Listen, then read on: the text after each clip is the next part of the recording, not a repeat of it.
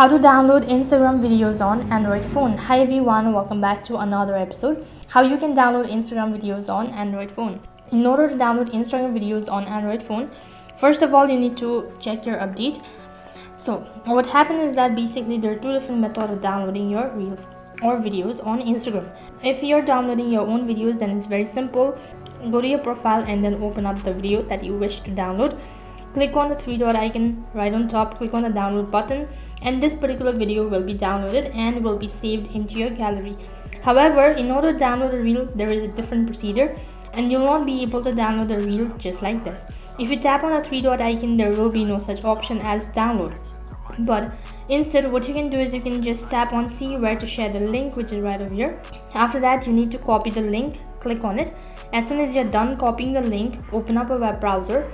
On the web address bar, type in Instagram Reel Downloader. After that, you'll be able to see a variety of results. From here, you can download either one of it or just open up the link and paste in the URL that you've recently copied.